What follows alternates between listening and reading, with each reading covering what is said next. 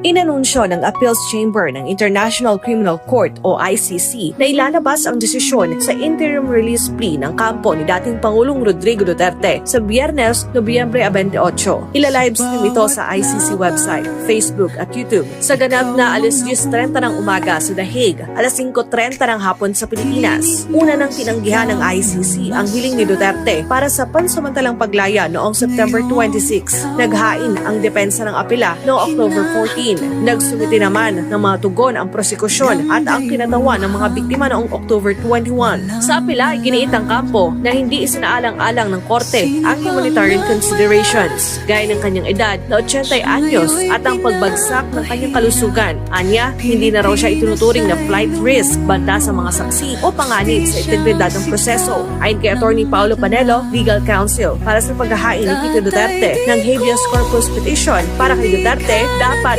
linawin ng ICC ang kanilang kondisyon upang payagang pansamantalang lumabas si dating Pangulong Duterte. Kung nakukulangan kayo dun sa grounds or dun sa mga security measures na ilinatag ng defense, edi i-impose nyo, hindi yung i-deny nyo lang.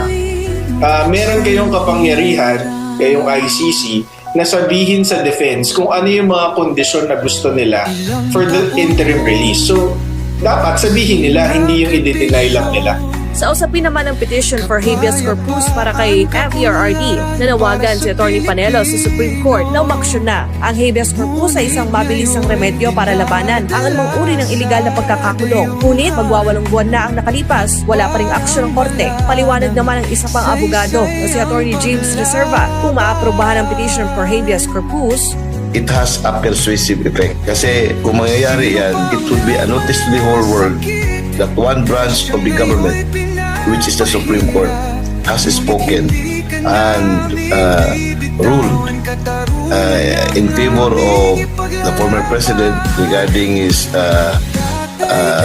situation there. Matatandaan na may isang bansa na handang tumanggap sa former chief executive sakaling maaprubahan ang interim release ayon sa kanyang legal team. Marso pa nang madetine ang dating Pangulo sa ICC sa The Hague, Netherlands at huling nakita ng publiko sa pamamagitan ng teleconference noong kanyang unang